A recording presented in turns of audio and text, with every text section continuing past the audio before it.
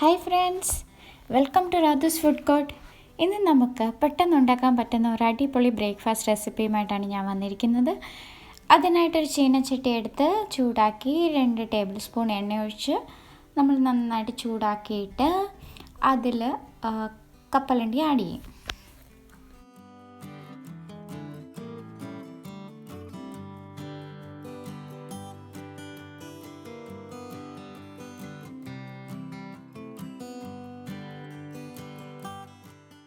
ഇവിടെ ഞാനൊരു 1/2 കപ്പ് കപ്പലണ്ടിയാണ് എടുത്തിരിക്കുന്നത്.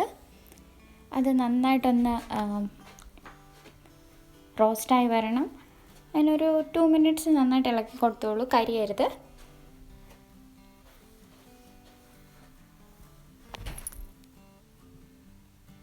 ഇത് നമുക്ക് മാറ്റി വയ്ക്കാം. ഇപ്പോൾ തൽക്കാലം ഒരു പ്ലേറ്റിലോട്ട് എടുത്ത് മാറ്റി വയ്ക്കാം.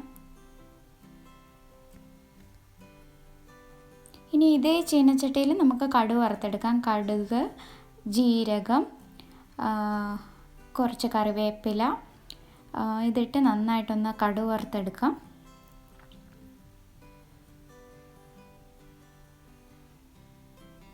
ഇതിലോട്ട് നമ്മളൊരു 3 പച്ചമുളക് അരിഞ്ഞു വെച്ചിട്ടുണ്ട്. എരിവ് കൂടുതൽ വേണ്ടവർക്ക് അത് അഡ്ജസ്റ്റ് ചെയ്യാം. ഞാൻ പച്ചമുളക് കീറിയത് ആഡ് ചെയ്യാം. ഒന്ന് ഇളക്കി കൊടുത്തതിന് ശേഷം നമുക്കിതിലേക്ക് ഉള്ളിയും ഒരു സവാളയാണ് ഞാൻ അരിഞ്ഞു വച്ചിരിക്കുന്നത്. ഒരു സവാള അരിഞ്ഞതും അതിലേക്ക് കുറച്ച് ഇഞ്ചിയും ചേർത്ത് വഴറ്റിയെടുക്കാം.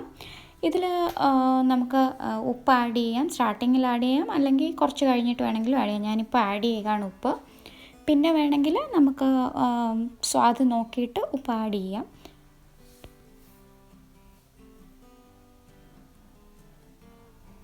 കുറച്ച് മഞ്ഞൾപ്പൊടിയും കൂടി ആഡ് ചെയ്യാം നമുക്ക്. എന്നിട്ട് നന്നായിട്ട് ഇളക്കി ആ ഉള്ളിയുടെ പച്ചമണമൊക്കെ പോയി ഒന്നൊന്ന് വതങ്ങി കിട്ടുന്നവരെ നമുക്ക് ഇളക്കി കൊടുക്കാം.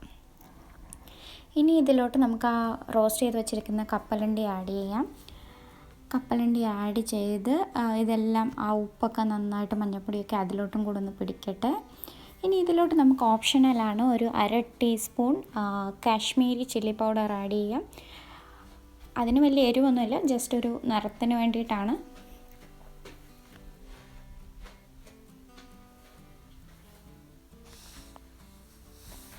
ഞാനിവിടെ പോഹ എടുത്ത് നന്നായിട്ട് 2 വട്ടം കഴുകി അരിച്ചെടുത്ത് വെച്ചിട്ടുണ്ട്. ഇതുപോലെ നല്ല ഉതിരുതിരായിട്ട് വേണം വരാൻ, ഒട്ടിപ്പിടിക്കരുത്, അത് പ്രത്യേകം ശ്രദ്ധിക്കണം. ഞാൻ ഇത്തിരി ഉപ്പും പുരട്ടി വെച്ചിട്ടുണ്ടായിരുന്നു. ഇതൊരു 10-15 മിനിറ്റോളം ഞാൻ വെച്ചിട്ടുണ്ടായിരുന്നു നേരത്തെ.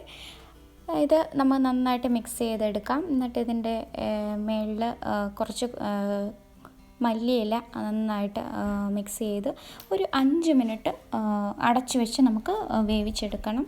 ഇതിൻ്റെ എല്ലാം ഒന്ന് ടേസ്റ്റൊക്കെ ഒന്നെല്ലാം പിടിച്ച് ഉപ്പൊക്കെ ശരിയായിട്ട് വന്നിട്ട് നമുക്ക് ഇറക്കി വെച്ച് കഴിക്കാം. ഇത് വളരെ എളുപ്പമാണ് ഉണ്ടാക്കാൻ, ഒരുപാട് ടൈം കൺസ്യൂമിംഗ് ഒന്നുമല്ല.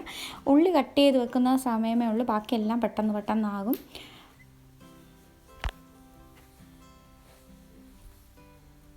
ഇതിന് സൈഡ് ഡിഷായിട്ട് ചട്ടിനി അങ്ങനെ ഒന്നും വേണ്ട. ഇത് അങ്ങനെ തന്നെ നമുക്ക് കഴിക്കാവുന്നതാണ്. കുറച്ച് ഡ്രൈ ആയി എന്ന് തോന്നുകയാണെങ്കിൽ വെള്ളം തളിച്ച് കൊടുക്കാം. എന്നിട്ട് അടച്ചു വെച്ചിട്ട് ഒന്നുകൂടെ ആവി കയറ്റിയെടുക്കാം. അപ്പോൾ നന്നാണ്. ഇത് നമുക്ക് ഇതിൻ്റെ ഇടയ്ക്ക് മിക്സ്ചർ ഇട്ട് കഴിക്കാം, നാരങ്ങാനീര് ഒഴിച്ച് കഴിക്കാം. അതൊക്കെ ഓരോരുത്തരുടെ ടേസ്റ്റ് പോലെ. അപ്പോൾ ഇത് ട്രൈ ചെയ്യണം. വളരെ ഈസിയാണ്, വളരെ ടേസ്റ്റിയാണ്. സോ ഞാനിപ്പോൾ ഒരു നാരങ്ങ നീരൊഴിച്ചൊന്ന് ടേസ്റ്റ് ചെയ്ത് നോക്കാൻ പോവാണ്.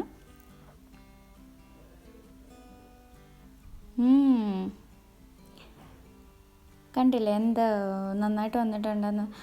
വളരെ ടേസ്റ്റിയാണ്. ഒന്ന് ട്രൈ ചെയ്ത് നോക്കണം. ഇതൊരു പുതിയ റെസിപ്പിയാണ്. നോർത്ത് ഇന്ത്യയിലൊക്കെ ഇത്തിരി നല്ല ഫേമസ് ആണ്, അവരുടെ ഒരു ബേസിക് റെസിപ്പിയാണ്. നമ്മളും ട്രൈ ചെയ്ത് നോക്കാം.